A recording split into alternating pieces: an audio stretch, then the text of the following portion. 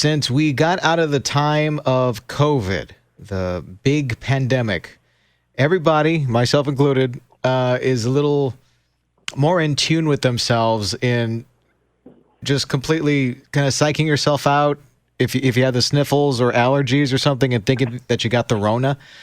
Joining us on 710 KURV just in time for cold and flu season is Jim LaValle.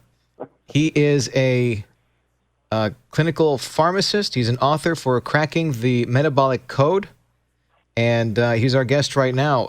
How easy is it to just kind of get inside of your own head and mistake, just like, hey, I got the sniffles today, but maybe it was because I had picked up some dust or some pollen or some pet dander or something like that, and just trick yourself into thinking that you've got a deadly flu coming about?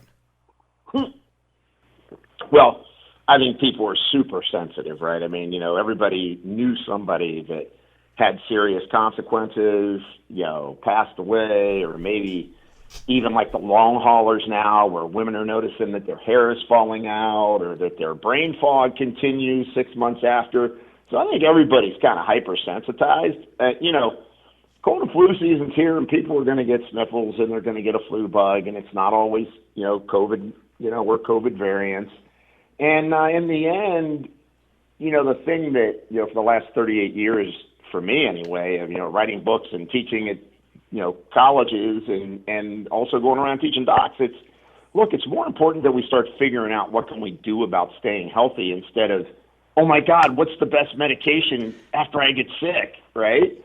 And I think we're missing a lot on, what exactly makes you more prone to cold and flu season? What makes you more prone to having during the pandemic? Why did some people have more adverse events, right? So, yeah, I think people are hypersensitive, and we really need to start to empower ourselves again, right? Because you had two kinds of people during the whole pandemic, right? People that became good bakers and great at drinking goblets of wine, and then people that decided to get proactive with their health and they lost weight and they ate healthier. And, it kind of puts you in one camp or the other. Personal anecdote, I just came back from New Orleans and I was surrounded by people and I was completely jittery the entire time when somebody coughed or sneezed or in one case, they straight up just had a runny nose, and I'm thinking, oh, Lord, that person's got to be sick. and I'm trying to steer clear from everybody. And the rest of my trip was just ruined because I was over-evaluating every little thing that could have been wrong with me. I didn't get a whole lot of sleep one of those nights. And, that strange vibration that you get when you haven't had a whole lot of sleep, I don't know any other way to describe it, but I was just overanalyzing it and just thinking, wow, I could have the Rona right now. It's over for me. I'm gonna need another couple of weeks off. I'm sure that guy's snot aerosolized, and I have breathed it in. So, right? What are some ways that we can kind of ensure? Somehow that got on my plate. Well, you know what? But you're bringing up a really important point. What I try to get across to people is one of the most powerful things that affects your immune system is chronic stress. And, chronic stress, we know, creates more sick days at work. You get fatigued, you get tired, you gain weight, you disrupt your sleep. So, one of the big issues that I have, when I'm, both in practice and teaching healthcare providers how to, do more integrative care, solutions is, hey, if you got trouble sleeping at night, it's because your brain's too overactive during the day. It's called hyperarousal, and when you're hyperaroused, that means you're making more adrenaline. You think a white tiger's chasing you all day long because you got 98 emails and 432 texts, and half of them upset you. None of them are going to be life-threatening, but at the same time, your nervous system responds, and then you get into traffic and you get stressed out, and on the way home, you see the donut shop or the liquor store. You're not stopping for a salad. It's like, man, I need to get something to calm me down, right? And what I don't think a lot of people realize is chronic stress weakens your immune system. Acute stress is fine. I mean, it actually strengthens your immune system, but chronic stress ends up really putting you in a position where you create more inflammation chemistry in your body. And that, of course, was what happened with a lot of people that were either diabetic or had heart disease. They got COVID, and their immune system was already in a posture of being inflammatory. Stress can do that same thing to you. Jim LaValle is a clinical pharmacist. He's an author of Cracking the Metabolic Code. He's our guest on News Talk 710 KURV.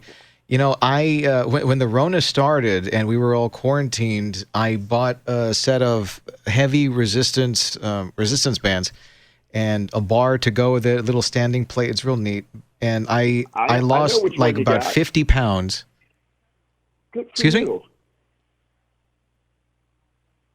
I lost about 50 pounds. I put on a bunch of muscle, and the sleep thing is the thing that's killing me. I'm eating a lot better, but it's just the sleep thing. How big of a factor? Say like all other elements are, you know, in tune, in key. You're eating well, you're exercising. You know, in my case, I'm doing it 6 days a week, and you're doing everything you're supposed to be doing. But the sleep factor, it's such a big deal. How big of a factor is that? Well, first of all, awesome that you're exercising. Awesome that you lost weight, gained lean mass. Lean mass is the currency of aging.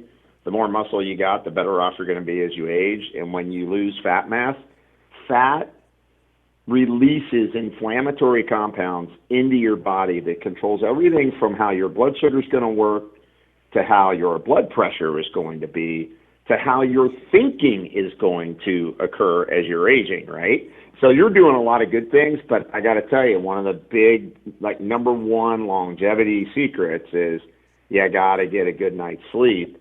And so for a lot of people, what I do is it's, you know, teaching them even simple things like box breathing, you know, 4 seconds in, hold 4 seconds, 4 seconds out, release the tension of the day, and then hold 4 seconds. You do that for about 3 minutes.